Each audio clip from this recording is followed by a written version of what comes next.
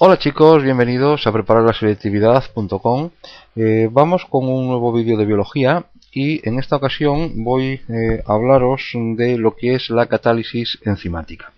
El objetivo cuando acabáis de ver este vídeo es que conozcáis lo que es lógicamente la catálisis enzimática, y también que entendáis cuál es el papel o cómo lleva a cabo un enzima la catálisis de una reacción. ¿De acuerdo? Esos serían los objetivos que nos planteamos con este vídeo. Entonces, como digo, la catálisis enzimática es una de las funciones más importantes que llevan a cabo o que realizan las proteínas. De hecho, ya hay un vídeo que grabé de los principios inmediatos orgánicos, en concreto sobre las proteínas, y ahí podéis ver todas las funciones, ¿vale? Y entre esas funciones se encontraba precisamente la de catalizar reacciones químicas. Bien, pero antes de meternos en el papel que juega y cómo la enzima va a llevar a cabo o va a actuar como catalizador, vamos a entender los conceptos que ahora mismo tenéis en pantalla. Quiero que entendamos qué es un proceso espontáneo, qué es un proceso exotérmico, qué es un proceso exorgónico y qué significa que un proceso sea rápido. Bien, para que lo entendamos rápido, un proceso será espontáneo, una reacción será espontánea o tiende a ser espontánea cuando las moléculas de los productos se encuentran en menor orden que las moléculas de los reactivos. Significa esto, es decir, que estamos aumentando el desorden, ¿de acuerdo? Pasamos de un estado sólido a líquido, ¿de acuerdo? Estaríamos aumentando el desorden.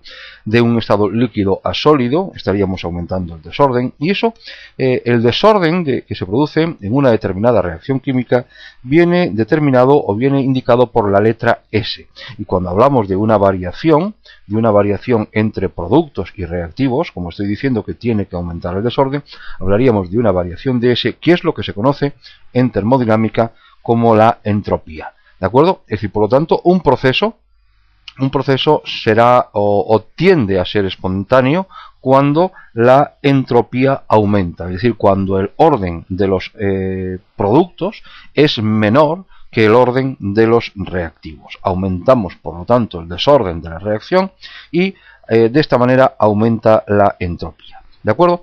Por lo tanto, tenemos un concepto ya claro, que es el que tenéis justo arriba en el esquema. Veis lo que acabo de decir, lo tenéis en esa secuencia de datos. Y por otro lado, algo que también me va a marcar si una reacción es espontánea o no, es la temperatura que se libera o hay que administrar al sistema para que esa reacción tenga lugar.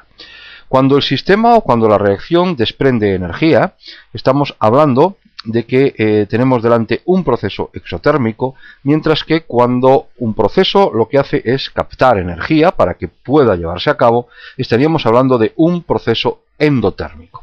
Lo que nos interesa a nosotros son aquellos procesos en los cuales hay liberación de energía al exterior, desprenden calor, es decir, si vosotros lleváis a cabo una reacción química en un tubo de ensayo, cuando juntáis los componentes, si veis que las paredes del tubo de ensayo se calientan, es que ahí se está liberando energía. Por lo tanto, ese es un proceso exotérmico, y por lo tanto ese el que sea exotérmico o endotérmico viene determinado por la letra H, ¿de acuerdo? Y también en este caso hablaremos de una variación, y la variación de H es lo que se conoce como la entalpía, ¿de acuerdo?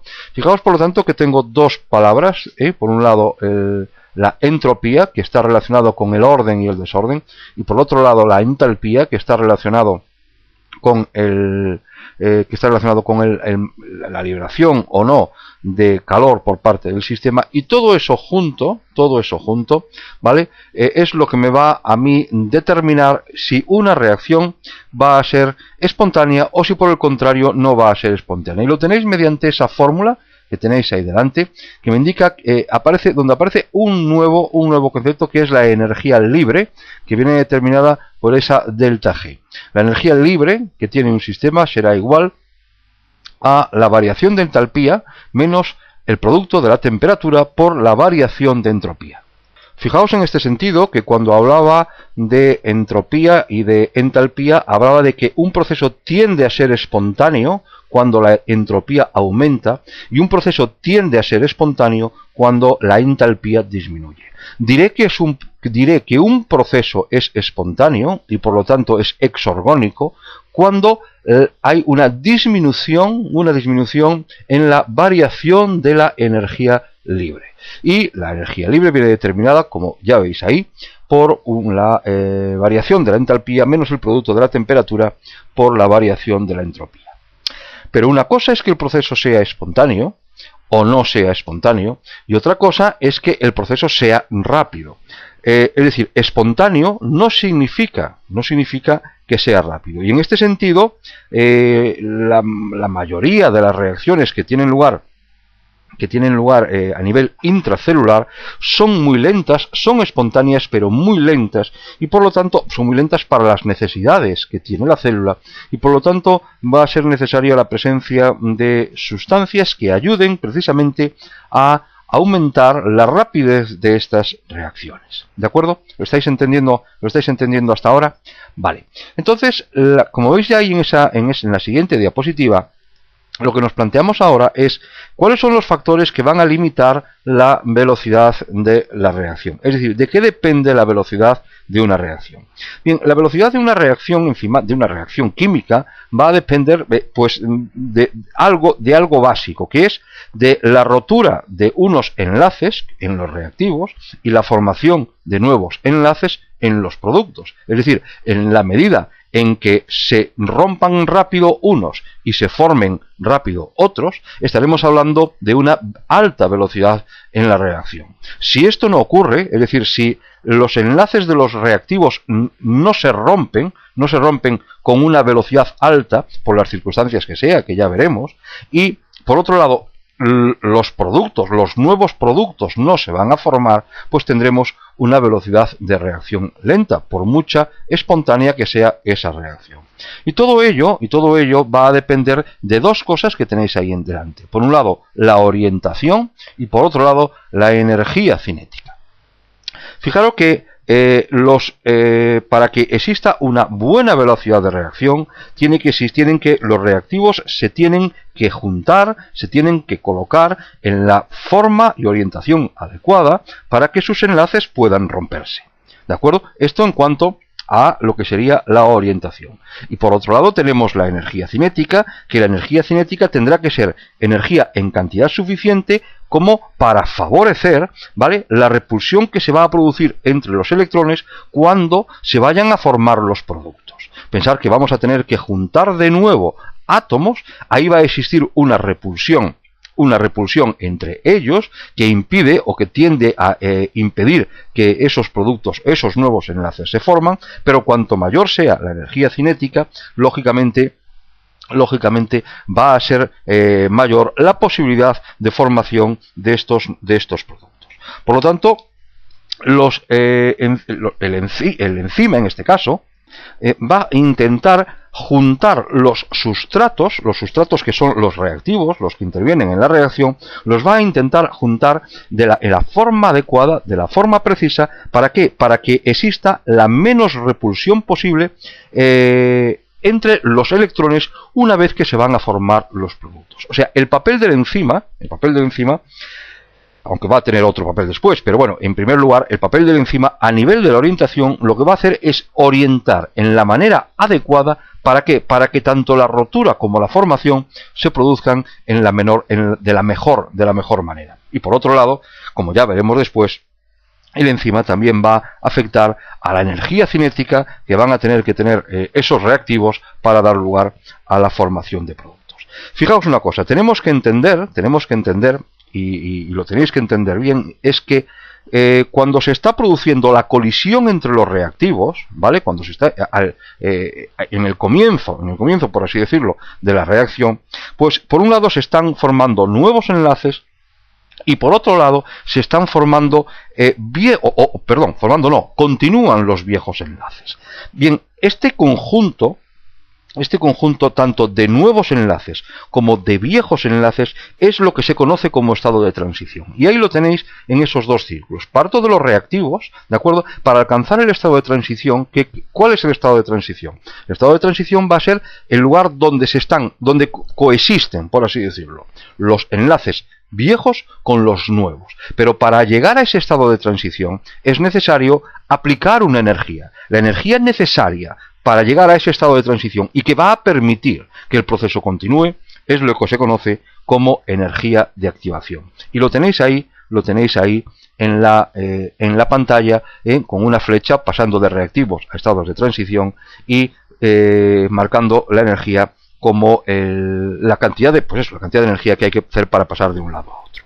Fijaos en la figura de la derecha y ahí tenéis un ejemplo o un esquema de cómo varía la energía cinética, ¿vale? La energía cinética, y mirad que los átomos y las moléculas van a tener más energía cinética con las temperaturas altas frente a las bajas. Ahí veis el esquema de cómo a menor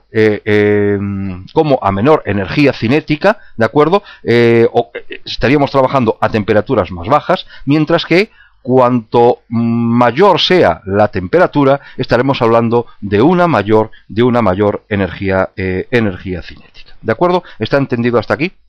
Bien, pues entonces, entendido esto, es cuando ya nos vamos a plantear entonces lo que sería un proceso de reacción con su correspondiente energía libre. Ahí veis el proceso de formación de los productos AB más C a partir de los reactivos A más BC, y veis que existe una variación en la energía libre, ¿de acuerdo? Una variación en la energía libre que ahí lo veis en ese delta G, que es una variación por lo que disminuye la energía libre de los reactivos con respecto a los productos, y por lo tanto estaríamos hablando, en principio, de un proceso exotérmico. Ahora, mirar que, proceso exotérmico significa que la energía entonces de los productos, ¿vale? Va a ser más pequeña que la energía de los reactivos. Es decir, los productos tienen menos energía potencial que los reactivos. Bien, estamos hablando entonces, se cumple el primer mandamiento, por así decirlo, o mandamiento único que hablamos de espontaneidad, pero ahora vamos a hablar de rapidez, ¿de acuerdo? Porque una cosa es que esto sea espontáneo, pero puede ser espontáneo en un tiempo exagerado, terriblemente exagerado, que es incompatible, evidentemente, con las necesidades celulares. Nosotros queremos que los procesos espontáneos, aún por encima, sean rápidos. Bien, fijaos ahora qué ocurre con la energía de activación. Para llegar a los productos es necesario alcanzar el estado de transición, que ahí viene marcado por esa flecha roja, donde veis EA, que es la energía de activación, donde, como ya sabemos, en el estado de transición es donde se encuentran tanto los enlaces viejos como los enlaces nuevos, ¿de acuerdo? Viejos de los reactivos y nuevos de los productos. Esto lo que va a suponer, esta alta energía de activación, y cuanto más alto sea, más va a suponerlo, es que el proceso sea lento. Cuanto mayor sea esa energía de activación, el proceso va a ser más lento, que no espontáneo, porque el concepto de espontaneidad viene determinado por la energía libre, ¿de acuerdo? En este sentido, cuanto más inestable sea el estado de transición, ¿de acuerdo? Cuanto más inestable sea el estado de transición, inestabilidad que va a venir determinada, lógicamente, por las cargas que tengan iones, átomos que ahí se encuentren, y por la formación de los enlaces, lógicamente. Bien, cuanto más inestable sea este estado de transición, más alta será su energía de activación, y por lo tanto, menor va a ser la probabilidad de que esa reacción transcurra de forma rápida. ¿De acuerdo? Lo que queremos, por lo tanto, es que exista una mayor estabilidad en el estado de transición, porque, lógicamente, si disminuye la estabilidad, pues estamos también, si aumenta la estabilidad, estamos disminuyendo la energía de activación. Dos factores a tener en cuenta, por lo tanto, en la velocidad de reacción. Por un lado, la energía cinética de los reactivos, que ya lo hemos visto. Segundo, la orientación, que también ya la hemos visto. Y tercero, va a depender de la energía de activación. De lo que se trata entonces es de intentar buscar estabilidad en el estado de transición, y esa estabilidad en el estado de transición va a venir marcada o va a venir influenciada por la enzima. La enzima es el que se va a encargar bien sean iones, bien sean átomos, bien sean otras moléculas, lo que van a provocar es dar mayor estabilidad a ese estado de transición, con lo cual estamos disminuyendo la energía de activación. Al disminuir la energía de activación, lo que estamos provocando es un aumento en la velocidad de la reacción. Y esto es el papel que desempeña el catalizador. El enzima lo que va a producir es una mayor estabilidad, por lo tanto, en el estado de transición, y por lo tanto una disminución de la energía de activación, y de esta manera conseguir que el proceso sea rápido. Lo tenéis ahí en el dibujo, bueno, el dibujo que ya lleva un ratillo delante, explicando, veis cómo se está produciendo una disminución en el estado de transición, mejor dicho, en la energía necesaria para alcanzar el estado de transición, ¿vale? Como consecuencia de la presencia del catalizador. Pero fijaros en algo muy importante, que es que la variación de la energía libre no cambia. Es decir, sigue existiendo la misma variación de la energía libre en un caso en presencia de catalizador y en ausencia de catalizador. ¿De acuerdo? Lo que va a cambiar, y eso es lo que daba lugar a que el proceso sea espontáneo. ¿De acuerdo? Lo que va a cambiar para que, aparte de que sea espontáneo, sea rápido, es la energía de activación. La energía de activación se ha hecho más pequeña. ¿Por qué? Porque ha entrado en juego un catalizador, y el catalizador lo que ha hecho ha sido estabilizar el estado de transición. Y de esta manera conseguir que la catálisis enzimática. ¿Está entendido? Espero que sí. Si tenéis alguna duda, por favor comentádmela, ¿vale? Seguiremos haciendo más vídeos sobre el funcionamiento, sobre la bioquímica enzimática, ¿vale? Como siempre, gracias por estar ahí y gracias por ver los vídeos.